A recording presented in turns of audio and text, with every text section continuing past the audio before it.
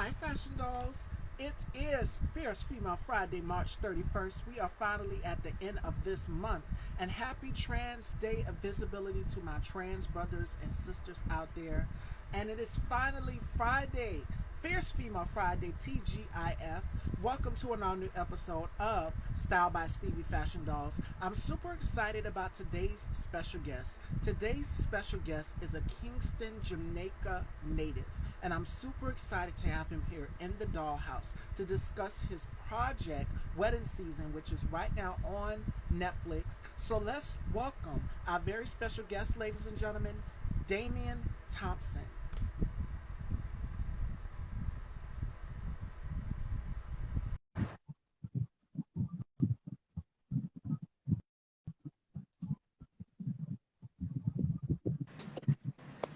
Hey, how are you? I'm doing wonderful. How are you? Gorgeous. I'm good. Thank you. No, I'm good. I'm good. I was just putting the headsets in so I It could is hear you. such a pleasure to have you here, TGIF. Thank you. So I know, right? Yes. Fridays. Whew, it's been a So, week. It's been a how week. has But 2023 been for you thus far? We're about to be in April. 2023 has been interesting to say. Yeah, it's been an interesting year. I've done a lot of traveling. Um, I've done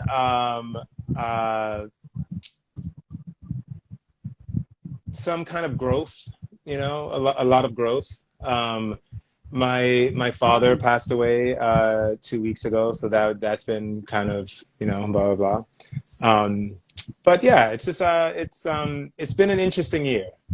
I'm calling it somewhat of a transition year, you know, where I start, I guess, clearing the things that you don't want out and leaving space for the things that you do want. And like, any change comes, whenever change comes, there's always that bit of like an uncomfortable period, right? Not to say it's bad, but it's new, it's different. It's like, oh, this doesn't feel like how it's been before, right? But that's how change comes, right? Absolutely. And I would be remiss if I didn't give it Yeah. to you. My condolences and sending my love to your family. I Oh, know thank that you. can be Yeah. tough losing a relative. I lost a sister back in 2018. And my family are Mm. still processing that. Like when holidays roll around, it's a whole Yeah, yeah, different story. It's like it's bittersweet through all of your yeah, yeah, achievements. yeah, And speaking of achievements, you're on Netflix's hit film Wedding Season, which we'll be talking about throughout this interview, which was produced by Ryan Murphy. You guys know Ryan Murphy did the show Pose, and he's did also American Crime Story and American Horror. yeah. Yeah. It's actually not the same Ryan Murphy. I know. All I good. thought so too. I know. Believe it or not. Yeah, believe it or not, there's two Ryan Murphys in Hollywood. but but yeah, Okay. yeah, yeah, yeah. Thank you for letting me know. Thank you for correcting me, Yeah, yeah, ladies and yeah. gentlemen. No, no, it's good. So It's let's good. start It's off. good. It's good. Let's open the Uh, storybooks, and we're going to start off from the beginning, from the get go. You were born in Kingston, Jamaica. Tell us what was that experience yep. like for you? Um, I mean, I have fond memories. Simple, peaceful beaches, right? um, I always tell people I grew up poor, but I didn't know I was poor, you know? And I think a part of that is just, the rich culture, the accessibility that we had to the outdoors. Also, entertainment. It's like you have satellite TV or like TV. You can escape through reruns of like MacGyver or something, right? Like you know. So, at what age did you say, okay, this is something that I want to do? Now, I'm looking at my cards here, and it said that you, at an early age, was at your family's events, and you was always dancing, and you're not only an actor, but you're a model as well, too. So, at what age did you say, okay, this is a passion of mine, and what was your parents' reaction to wanting to get into show business? Well, I kind of fell into it. I've always been acting, right? I was always the kid at the party where they would be like, dance like Michael Jackson or blah, blah, you know? Um, but it wasn't until I met a lady by the name of Miss Charlotte Seward, and that was in middle school.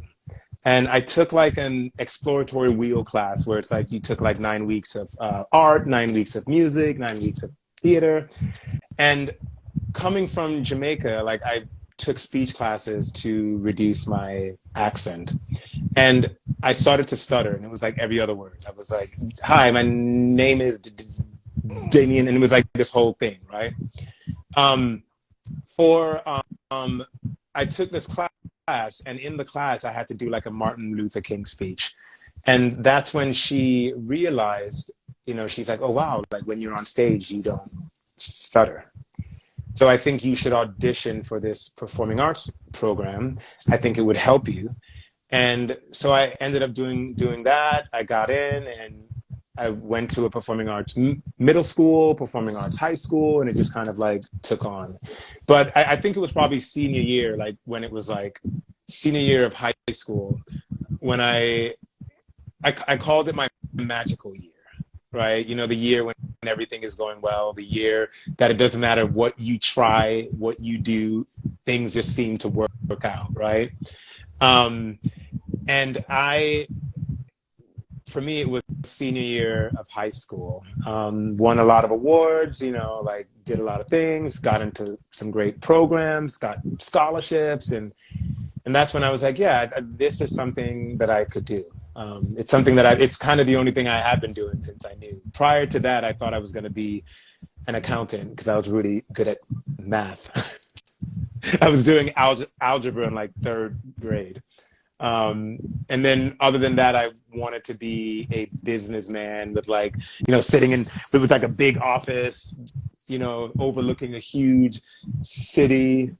And I did the next best thing. I get to act like I'm in a big Yes. office. And what was your parents' reaction Yeah. to it? Because most parents are just like, acting.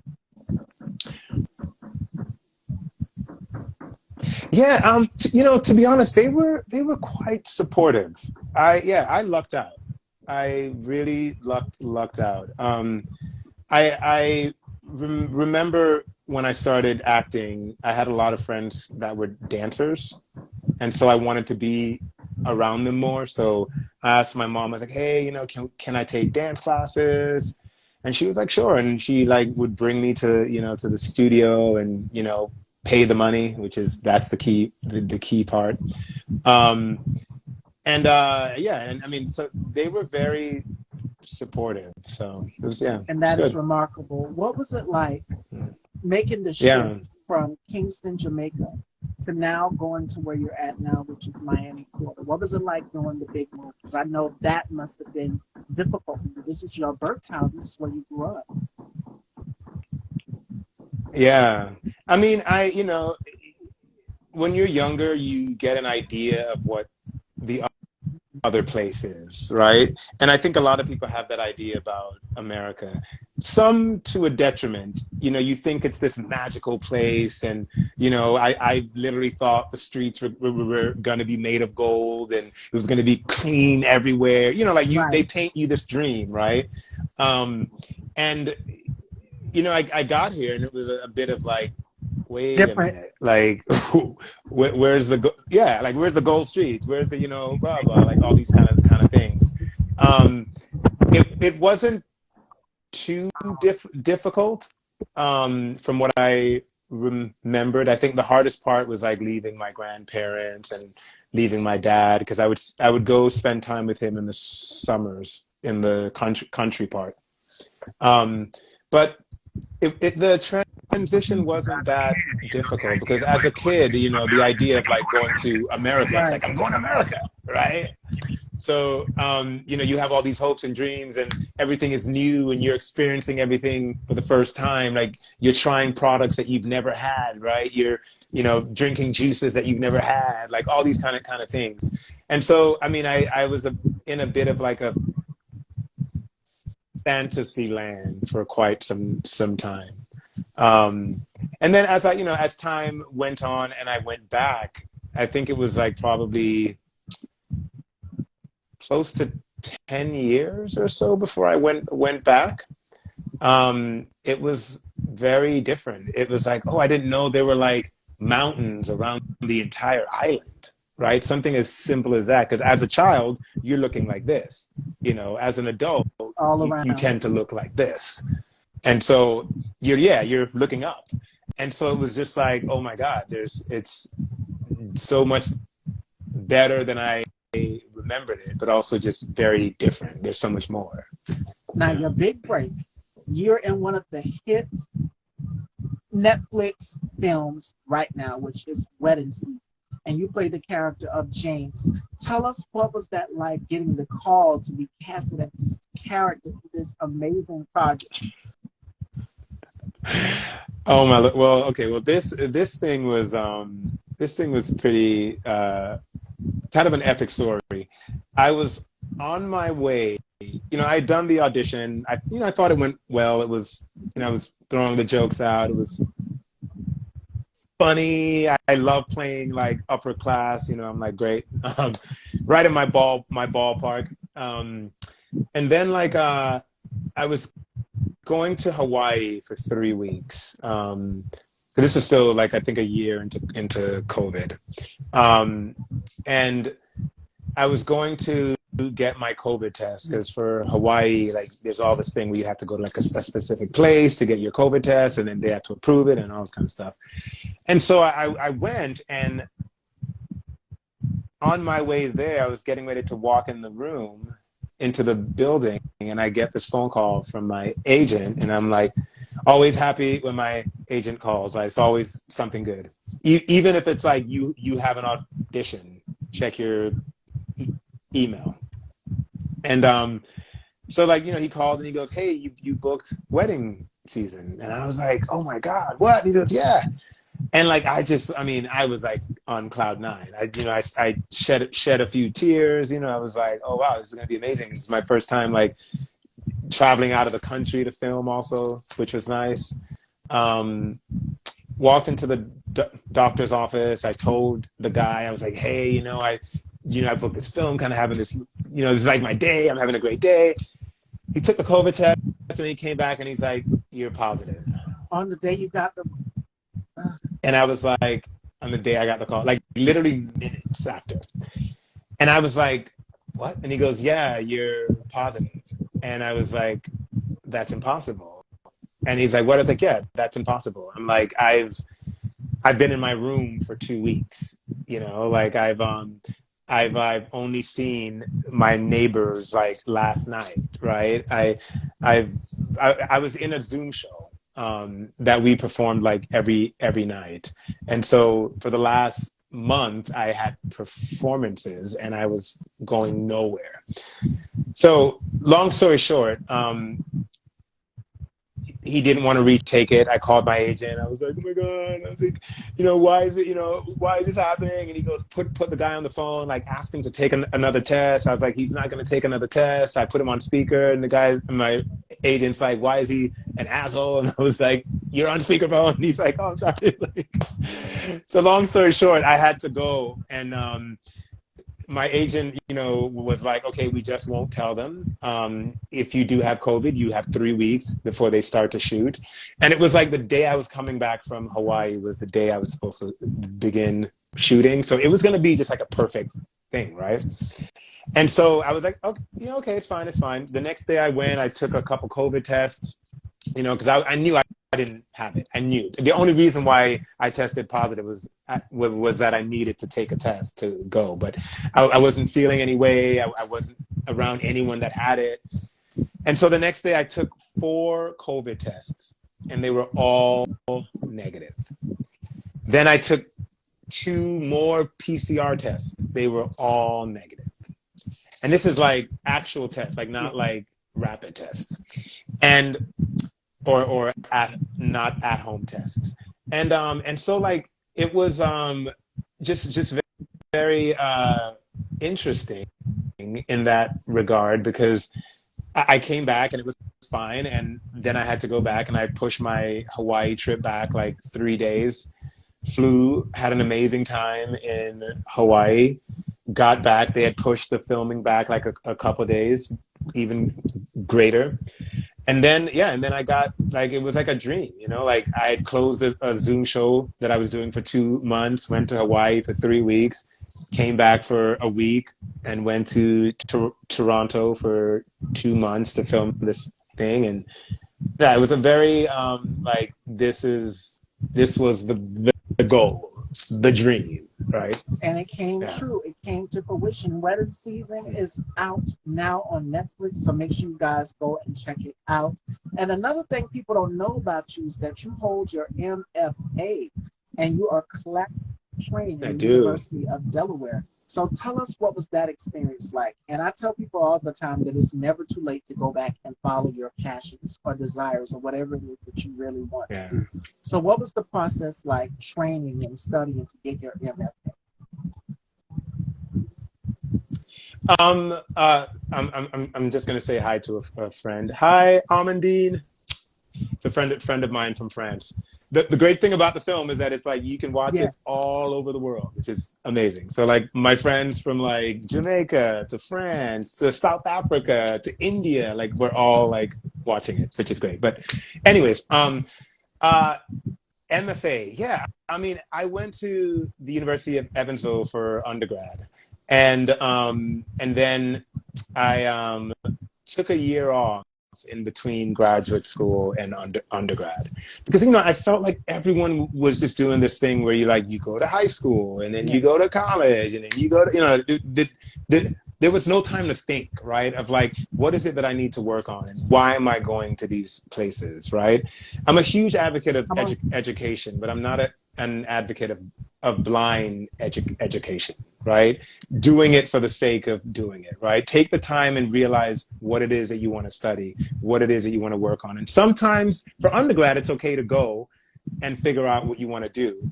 Not so much in graduate school. It's a more intense process. So I took time off and I worked with Pennsylvania Shakespeare for a bit. And then I also just took some personal time off. Um, and then I had always wanted to go to the University of Delaware. Freshman year of undergrad, I was introduced to the school because a senior wanted to go. And she, in my opinion, was one of the best classical actresses I've ever seen in my life. Her name was Marnie Young. And Marnie was like, she wanted to go to Delaware. And I was like, oh, that's amazing. If she wants to go, I want to go too. And it's a 4 year, they accepted a class every 4 years. So if she went, I would have had to wait an extra year anyway after graduation. And so auditions came around. Marnie auditioned. She said it went well, blah, blah. We're like, I'm like, you got this, girl. Like, you're brilliant. Like, nobody better than you.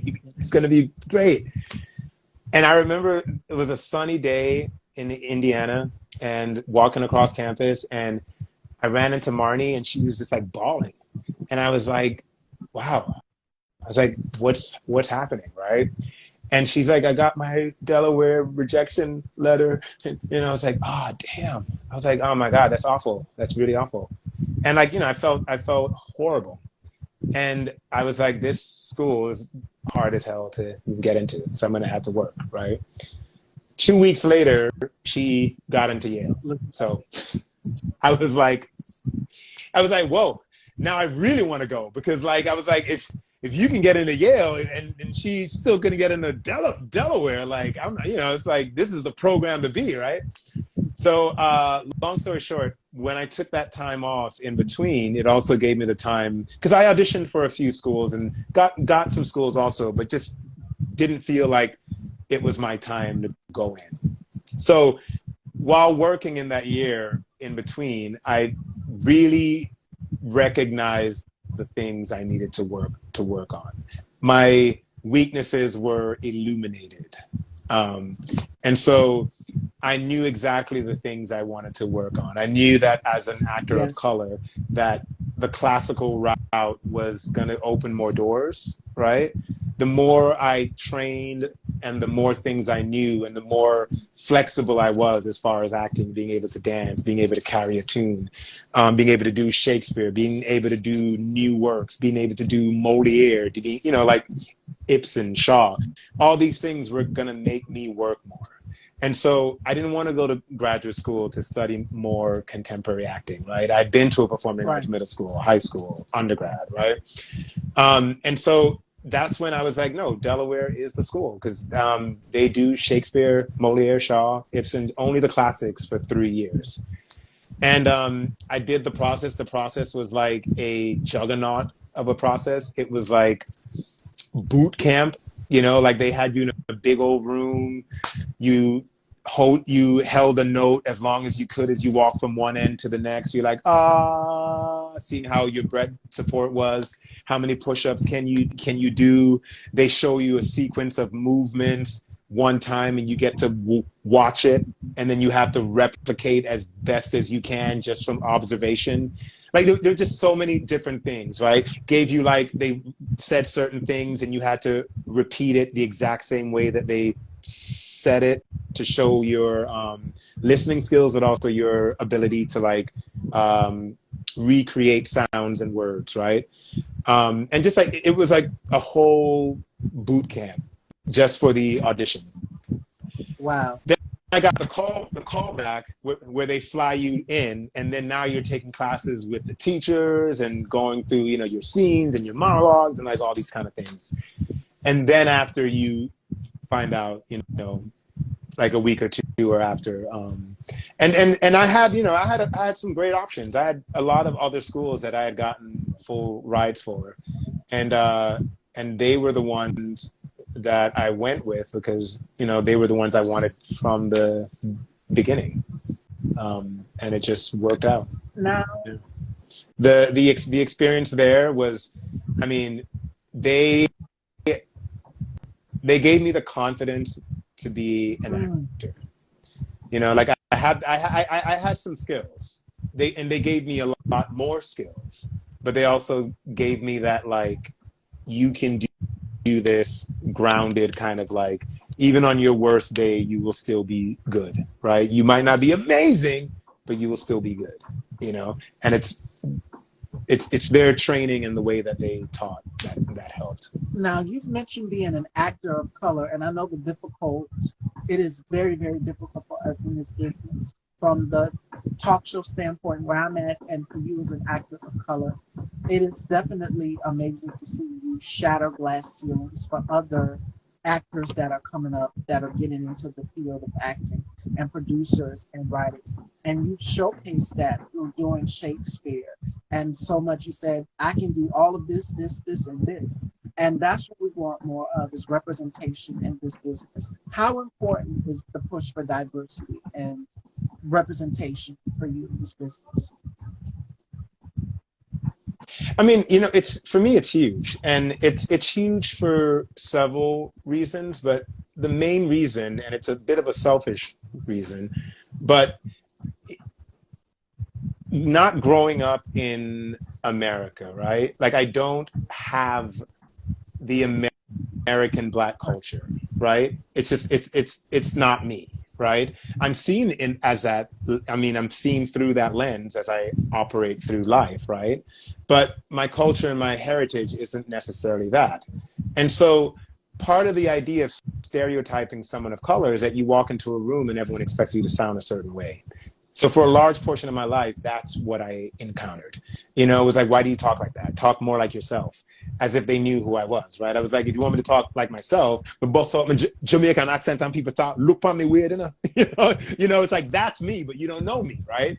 And so this just the idea of that there was this certain type of Black person was thrusted upon me throughout my career, and even to some extent at times now. I mean, we're getting more aware of it, but that was part of the joy of playing the character in Wedding Season, was that, I mean, I received a lot of emails and, DMs and all that kind of stuff that was like, thank you for playing someone from Jamaica that wasn't I'm smoking some weed blunt, or I'm like, yeah, man, the generic way of acting. That your character had some stature, had some weight, had some self-importance, right? And we don't see that very often. We see, if it's Jamaican, it's dreads. For a long time in my career, I thought that this is horrible to say, I was like calling friends, where can I find a dread wig? I need a dread wig so I can put on my little dread wig. I'm like, it's like ridiculous, right? That's what we see. And if people go to Jamaica, you see like there's a Yeah. multiplicity of people in Jamaica. There's like people from India, there's China, Japan, white, black, mixed. Like there's so many, like an array of people and looks and sounds. But I had one woman who was like a white Jamaican, and she's like, like everyone expects me to sound a certain way or be a certain way. And it's like, no, I'm Jamaican. I'm going to talk like this. I just happen to be blonde with white hair and blue eyes, but this is the way I'm going to talk. And I was like, yeah, like you go there, you see Chinese people busting that Jamaican accent like that's where they're from, right? Like, and so the more that we can show the world that like what we thought of 100 or 200 years ago because we couldn't travel and expand is very different now. Because now it's like we can go everywhere. Most times there are people everywhere. There might be a large grouping of one, but if you look, there's others, right? Right. And others that are influential in that space. Sorry, I was saying it's a what were you saying? plethora, and even Fire by Nate, who I've known him a very, very long time. He's a black-owned fashion designer. Make sure you guys please go and support him. He says people have no idea about our island. He's originally from Jamaica also as well, too. So it's like a plethora. I've never been to Jamaica, but my sister has. She's a traveler, and she's like a big travel influencer. And she's been to Jamaica, and she's talked about different cultures.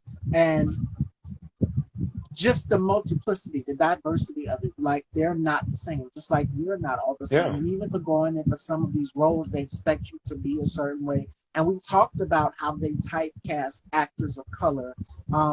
Just a few weeks ago, they want you to portray a specific role, and it's just like, I have range. I always tell the story about one of my good girlfriends, Ro Underwood. She did Raising Kanan, which is the Power spinoff. You guys know Power on Stars. She did Raising Kanan. And I told her, I said, oh, girl, you have range. So it's all about being able to do different characters. Like she played a school teacher. And then from there, she played, an inmate in jail. Like she has range. And that's what it's about for actors. You have to be able to have versatility and to portray different characters, even if it makes you uncomfortable. And I'm going to quote Taraji P. Henson on this because she said something that was very important too. When she was doing Cookie on Empire, she said, I won't do it if it doesn't scare me. If it doesn't scare me or give me a challenge, I'm not going to do it, because that's what makes an amazing actor. So definitely. Yeah. And it's not to take away, like I always clarify by saying that it's not to take away from those roles where you do have dread, so that you are smoking weed, right? Like it's, those roles are valid and they exist. They are not the only role. And to be honest, they're not the majority. Like when you look in life, those aren't the majority of Jamaicans. It's a culture that we've adopted. Bob Marley made it big, so now like everybody who is Jamaican is like Bob Marley, right? But like Bob Marley, like his culture, his religion also dictated a lot of his culture. So there's so much reasons why people do certain things and act a certain way that goes beyond just the location. Right, and I'm so much more than that value.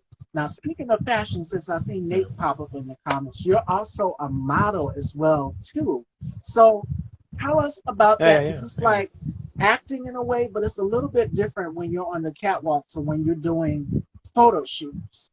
So what's running through your mind when you're on that set, or when you're getting, touched up for your photos and everything?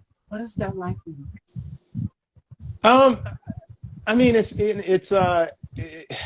to be honest, I mean, I feel like it's a little bit of a, might be a bad thing to say, but you feel a little bit more like objectified in a sense, and not like objectified like Gotcha. sexually, blah blah, but like it's kind of like you're a canvas, you know. It's not. It's like acting.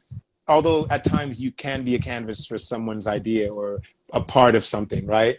But it's in with acting, you're more paint, right? So like you're able to go in certain places and paint certain colors. Whereas modeling, it's like you're kind of a canvas for someone else's idea.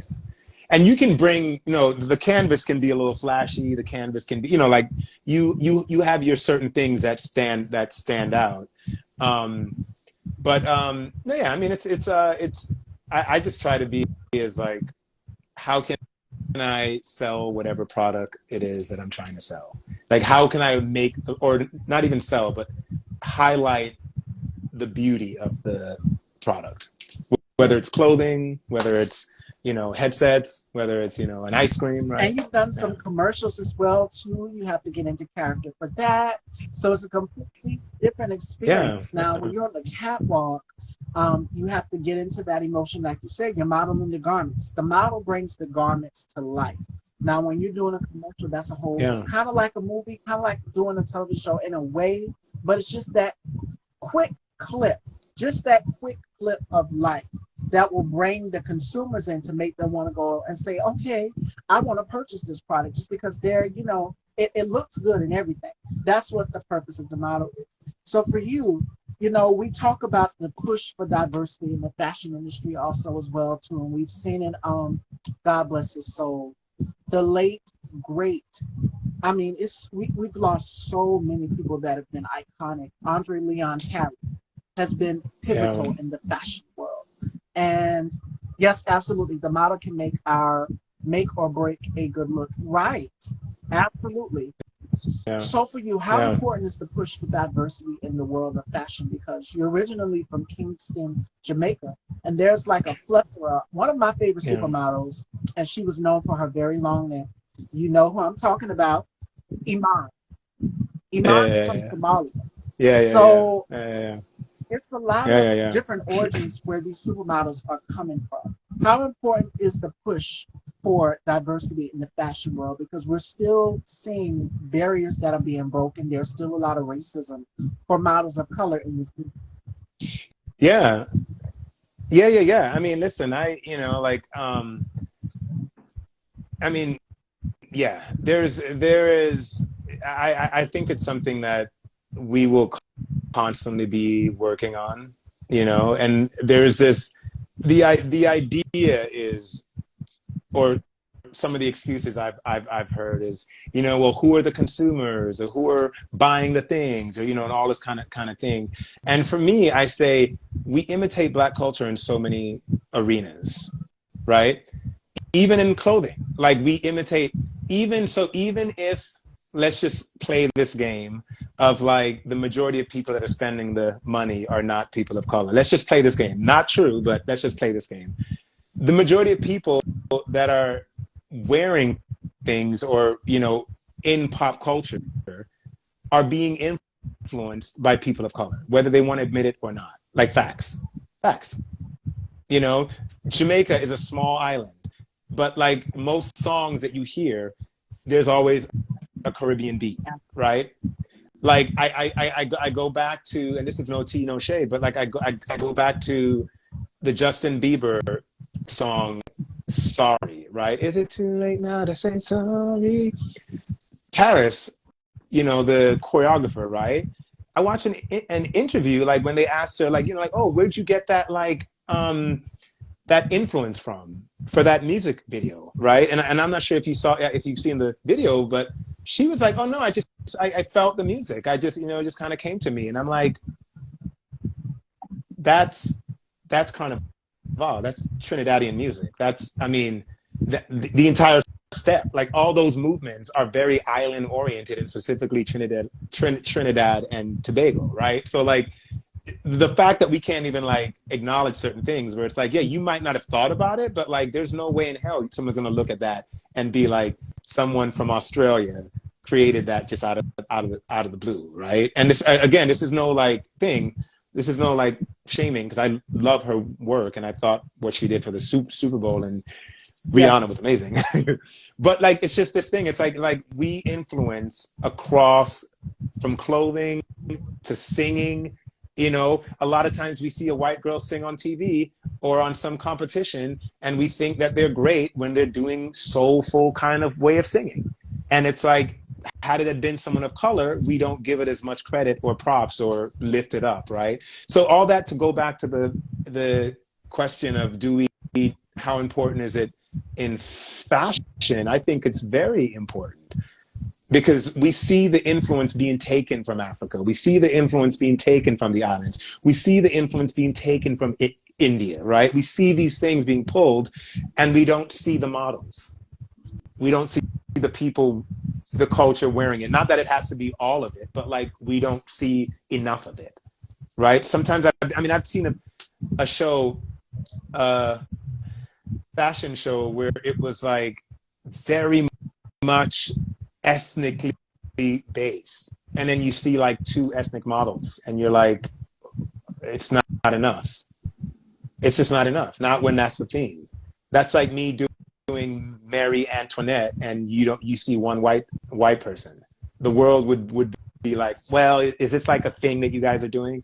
No, like, you know, like you're presenting something, at least not that it's going to be even, but like I shouldn't have to search out for the person of color when the show is influenced majorly by cultures of color. And the reason why I made my face like that, I kind of just gave him the side eye, because this is what I've been talking about with all of my guests. All of the majority of my guests have been people of color. And when I have these conversations, because I've sat down with some models, I've sat down with Cara Young, who's worked alongside Naomi Campbell. Shout outs to Cara Young. Shout outs to Connie Fleming. I've interviewed her, and she talked about the push for diversity for models of color. Iman came out with the documentary, which is right now on YouTube Black, Supreme Models. And Zendaya's in there, and so many other familiar faces. And all of these top models, from Karen Alexander to all of them that were hits back in the day, Beverly Johnson, all of them, like they've broken barriers for models of color to get into this business, because back then it could only be one black top model, and it was the competition. You know where I'm going with this. It could only be one black top model, and that's where the tabloids created this division between Naomi and Tyra Banks. It could only be one black model. That's how scarce the competition. I wouldn't really say competition, but that's how it was back then. But there were so many. There was Veronica Webb. There was Cara Young. There was Alec Weck. There was so many. Katusha. I mean, the list goes on and on. Pat Cleveland. I mean, there's so many black models. But if you go to see it in music also. If you go to a fashion show like Damien just mentioned, you might, if back like around, I would have to say 2005, 2006, you might see one black model in the fashion show 9 times out of 10.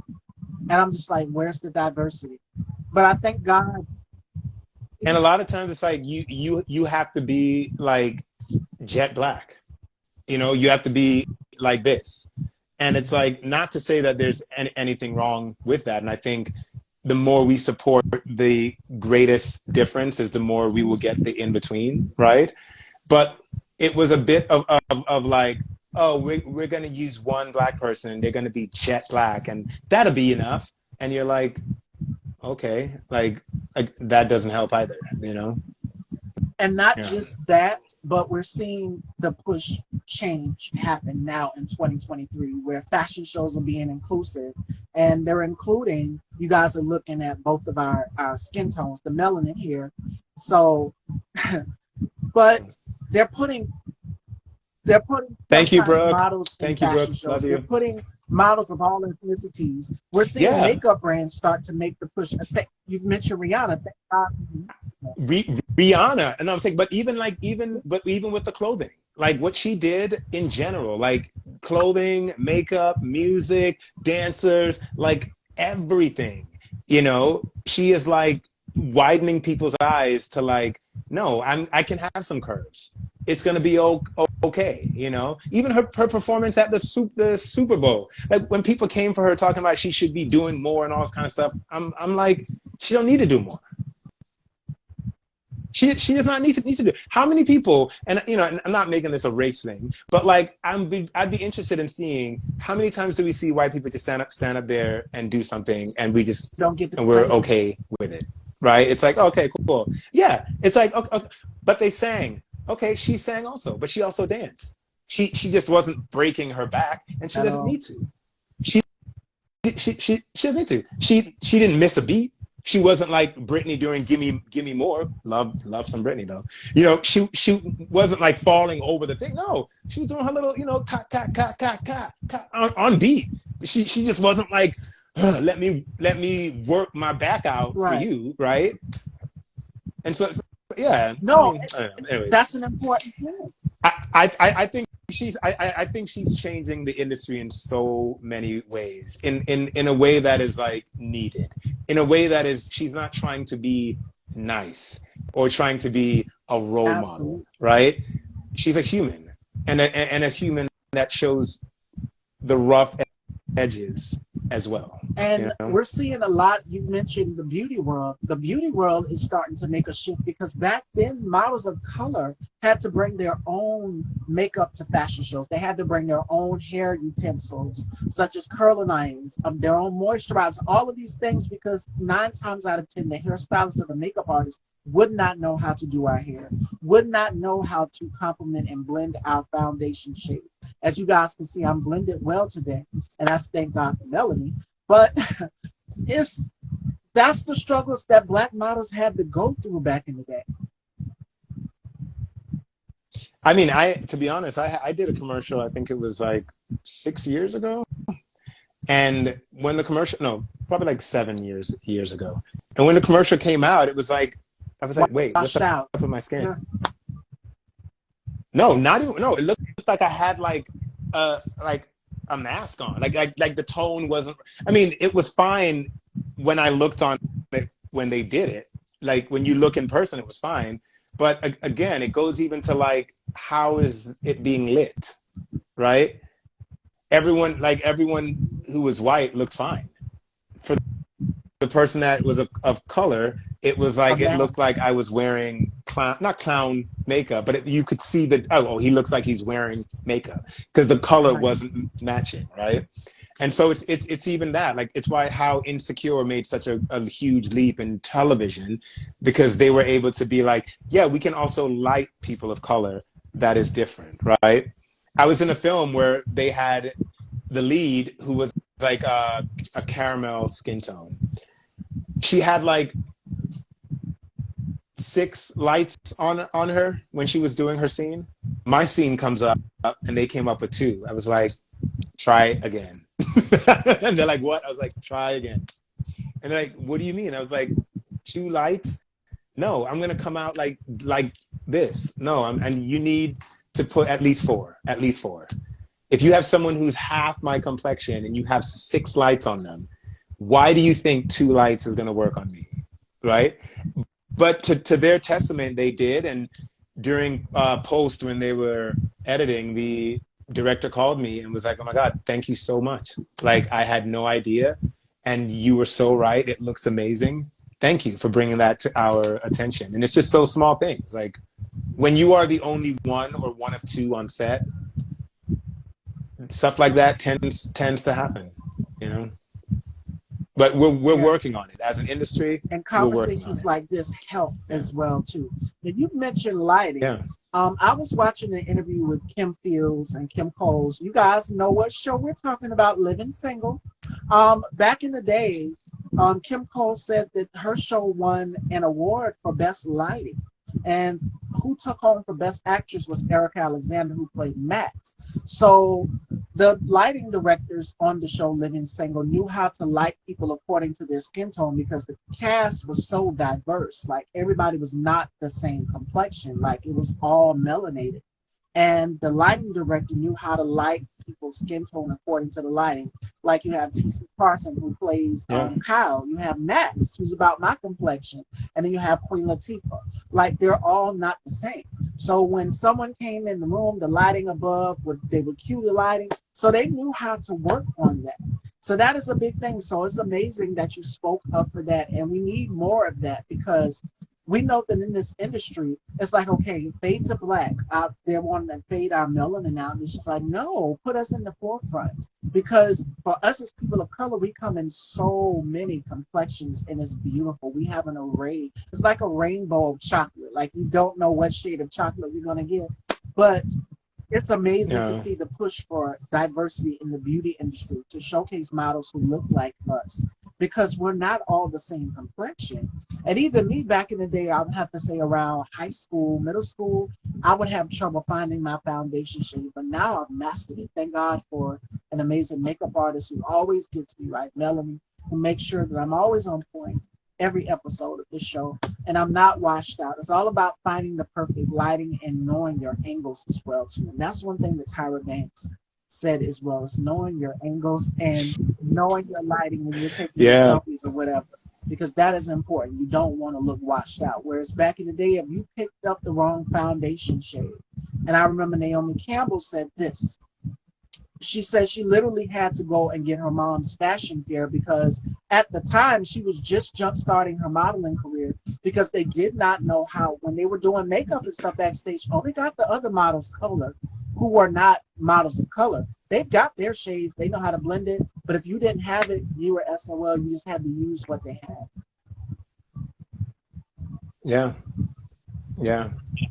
I danced when I was younger, and there's a picture of me like literally it looks like I have this on my face. Just like I was like I was in clearly I was like when you're dancing, you tend to be one of the only guy or one of very few.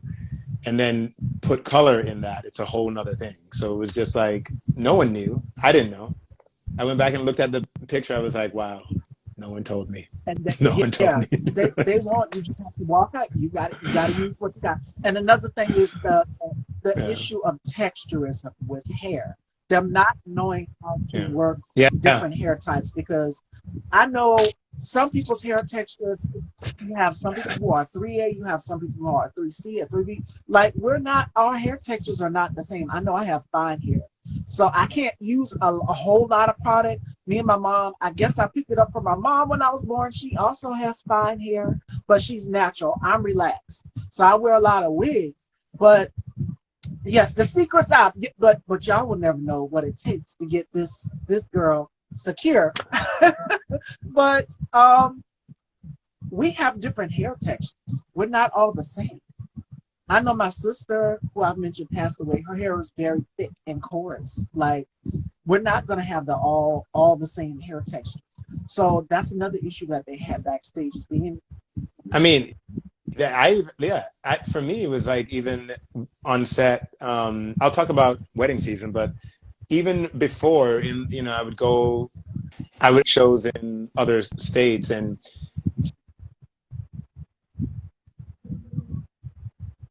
finding a barber was like next to impossible. Like I would be driving, like there was one place I drove literally 40 minutes to go to find a barber to cut my hair. And they, because everyone, I mean, they had a barber that they would bring in for the theater, but it was like clearly it wasn't a barber that knew how to cut people of color, which is interesting. And so it was like, okay, so I had to drive 40 minutes to go get my haircut, to drive 40 minutes to come back. On wedding season, which was very interesting, I had to get my haircut also. And the guy, he said that, he was very up front, and I appreciate the honesty, and I appreciate that he was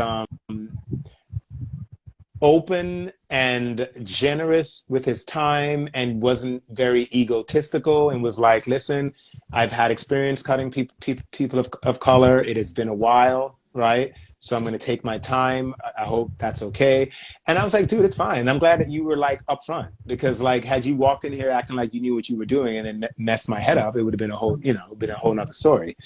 So like we kind of sat down and we worked together. I was like, oh, okay, yeah, that's good. Can you like fade this part a little bit more? It's like, okay, cool, cool, cool. And we worked it. And he was, I mean, bless him, he was amazing. Like I looked amazing on that set. Like hair wise, I was like, great, great, great.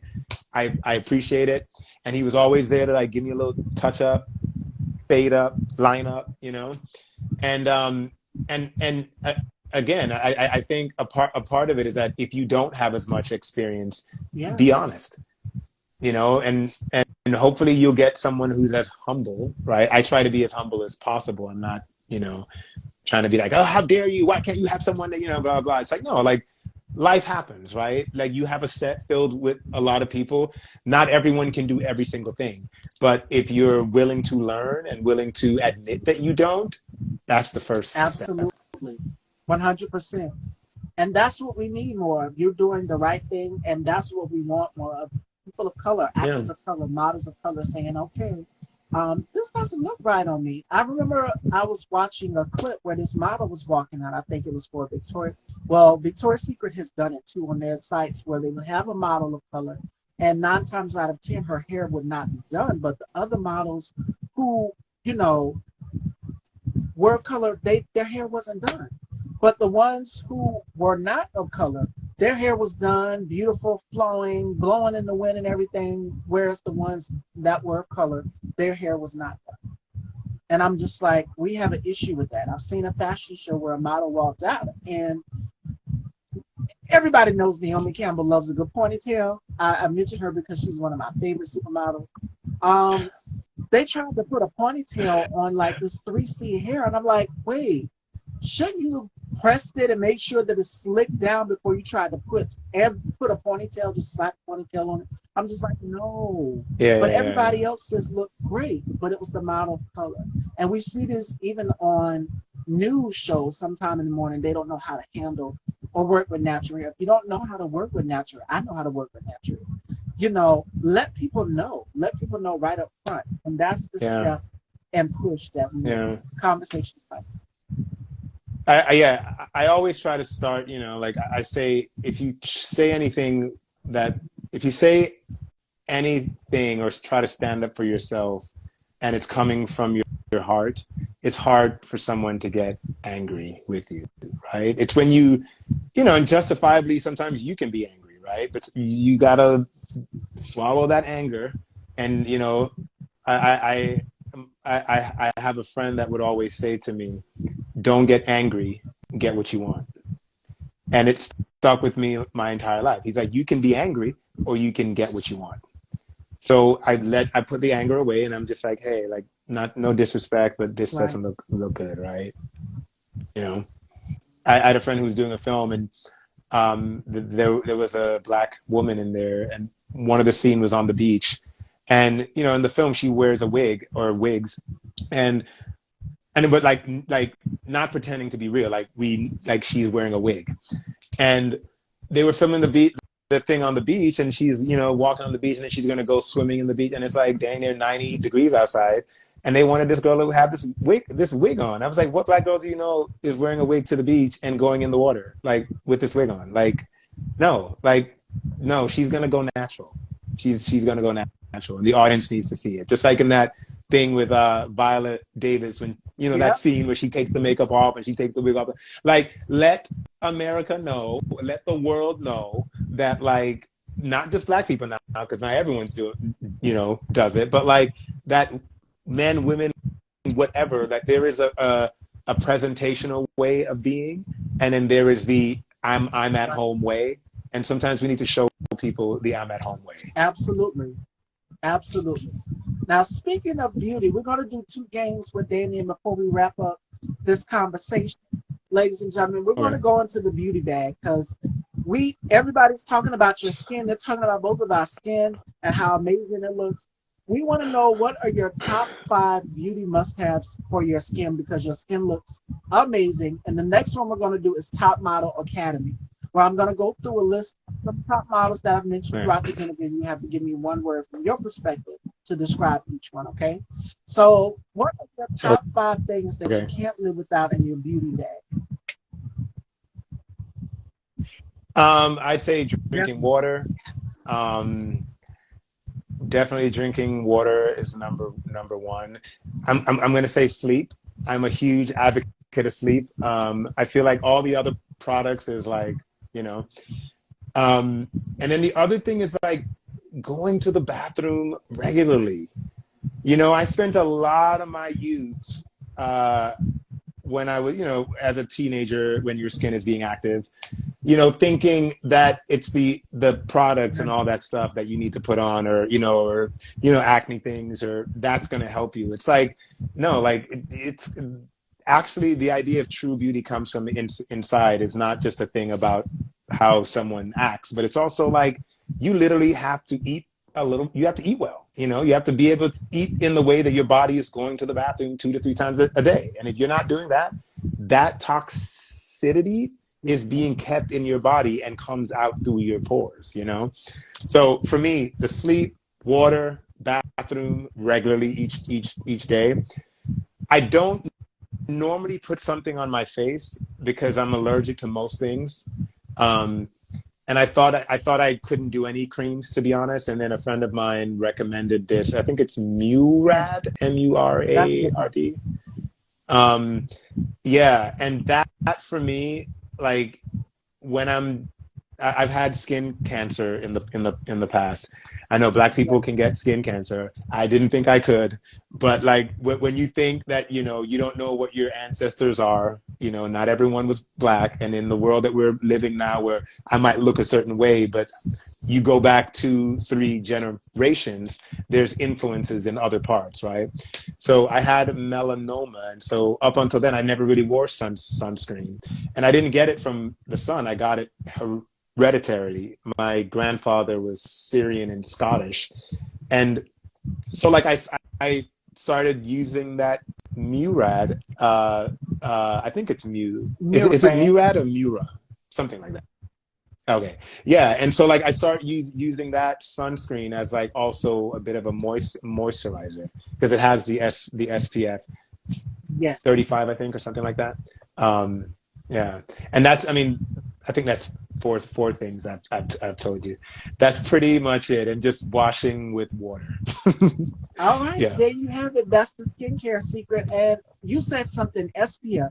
For us as people of color, a lot of people don't think that we can't get skin cancer. We're protected. Yes, we got to protect the melanin, especially with the summer months coming up. I know that I always use sunscreen, so make sure that you guys are using products that have SPF 15 or SPF 30 in them to protect your melanin. Now there is a company for us as well too called Black Girl Sunscreen. So definitely check them out. And a part of it also is the idea that it's not even that Black people don't get skin cancer. It's that most times it's not Right. diagnosed because you can't see it. Our skin is darker, so when the mold comes, Mhm. we don't really see it, right?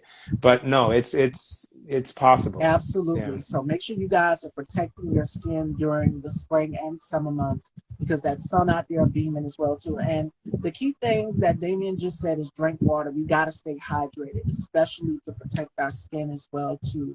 And it flushes out everything. So make sure you guys are drinking lots of water and using your sunscreen on a daily. All right. So we are going to do Top Model Academy.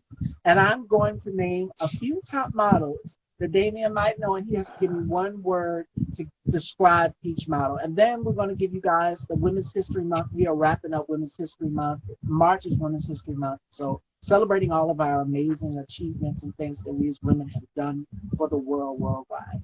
And I'm going to give you guys the final thoughts while you guys are typing your questions. But let's get into Top Model Academy, all right? So I'm going to call off a few models, and Damien has to give me one word to describe each one. Now, the first two ladies, well, I'm going to start with one first, and then we'll go to the next one, are both born in Jamaica. So we're going to start off with none other than Winnie Harlow. Okay, Influential. okay. Next up, she's one of my favorite fashion icons. And if you guys know, you know, you know. She is wild. She is bold. She is outrageous. And she teamed up with our woman that we're celebrating today for a hit single. So it's none other than Grace Jones. Oh God. Um, who I would say Yes. dynamic. Right. Yeah. Next up, next model we have is Precious Lee. Mm, mm. Ah, I say, what would I say? What would I say?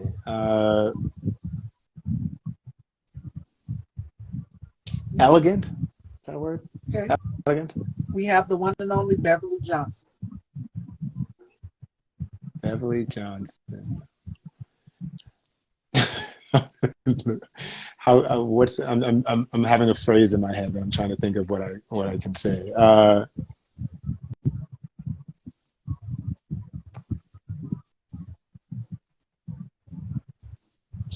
the word I'm thinking of? Sorry.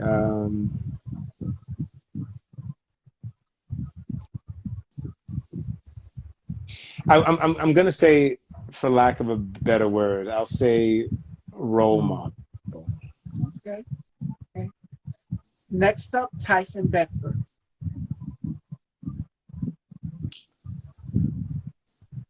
Tyson Beckford. I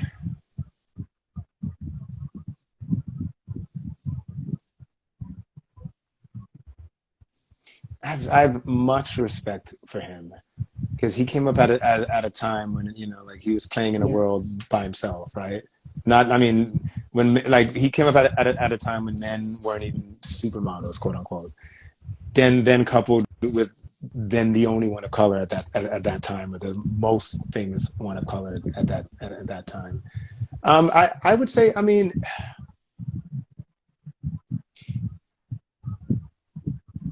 it,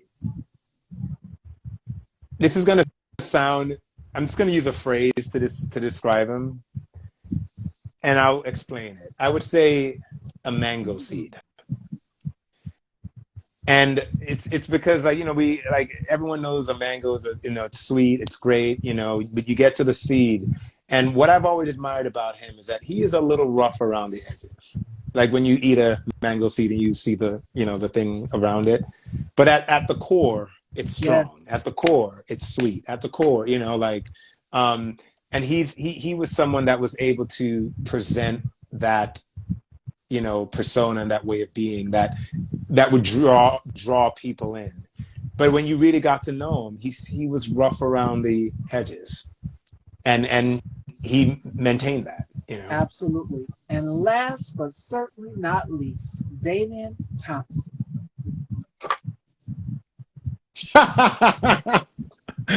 Oh Lord, I would say inviting. Okay. Okay. I feel like I have an energy that um, allows people to be comfortable around me. Or I've also been told. And you do. I feel your aura while we're doing this interview. It's everything. It's amazing. So that is Top Thank you. Model Academy, ladies and gentlemen. While you guys, if you guys have any questions for myself or Damien, feel free to type them in the comments. While you guys are typing your questions and comments, I'm going to get to our woman of the day. Now, the last woman that we're using closing out Women's History Month is none other than, she needs no introduction, but I will give you a little insight on her. With a total of 32 awards and 88 nominations for the Grammy Awards for her music, including her work in Destiny's Child and the Carters, she is the most awarded female artist in history, and she needs no introduction. Now, she has won Best Dance Electronic Album for Renaissance and has teamed up with fashion house Balmain, Olivier Rousteing. She's dropped the pieces. The pieces are out and they are stunning. It is none other than Beyonce. I chose Beyonce because Beyonce has empowered so many women just in the business, to keep going and fighting for whatever it is that you're believing in. And not only that, but she was an ally to the LGBTQ plus community, which is a big plus on my behalf. So I love her. I love her down. I think she's dynamic and she's impacted so many people's lives. And to see so many artists pay homage to her and say, wow, you've inspired me. And then it just keeps going and keep going. The woman that was celebrating for Women's History Month, closing out Women's History Month, was Beyonce. So salute, Queen. Thank you for just empowering women like myself to keep going and just to have the willpower and the drive to fight for whatever it is that you're believing in this business. So thank you, Beyonce, if you ever see this. And if you guys don't have any more questions or comments, I'm going to close it out with the final word of the day, which comes from another powerful woman, Jennifer Lopez, okay? Now, I know it's hard for women to tap into the feeling of self-worth. We need to get to the message out there that you are valued, you are a goddess, and don't ever forget that. And that comes from Jennifer Lopez. So we're going to close it out with that if you guys don't have any questions. Now, Damien, it's been amazing having this entire conversation with you. Are there any words of wisdom that you would like to give to people who are looking to get into the world of acting? Because you started very, very young, you know, at private events, Yeah. performing and putting on for your parents in Kingston, Jamaica, to now being casted into this top hit Netflix film, Wedding Season, which is worldwide and everyone is watching, and is also award nominated. So what advice would you give to people who are looking to get into the business? One, I'm going to give a shout out to my uncle who is watching right now. Uncle Philip, love you. Always got to Yeah. support family. um, I would say, I mean, the biggest lesson that I've learned, and no one told me this, but I just learned it the hard way, I guess. And I wish someone had told me this, is define what success is for you, right? Because we live in a world where success is different for a lot of people. And you might do something that, you know, that you're really proud of, right? That is really impactful in your journey in life and has shaped you to be the person that you are. And then you do something that is very simple that you just did a day or something. And that thing that you did a day for, everyone is like, oh my God, you're so amazing. This is it, you know, whatever. And you lose track of the thing that actually made you who you are, because the world has praised something that to you is just like, I did it for a day, right? So it's, what does success mean to you? And once you figure that out, success might not mean being on Broadway. It might not mean being in a film. It might not being on the catwalk, right? It might just be that you're a working actor. It might just be that you write songs. You don't have to sing them or be a superstar, right? So at some point, realize what it is that makes you happy and what your goal is. Stick with that and accept the praises and things that come, but don't start living for the praise or what people define as success. Absolutely.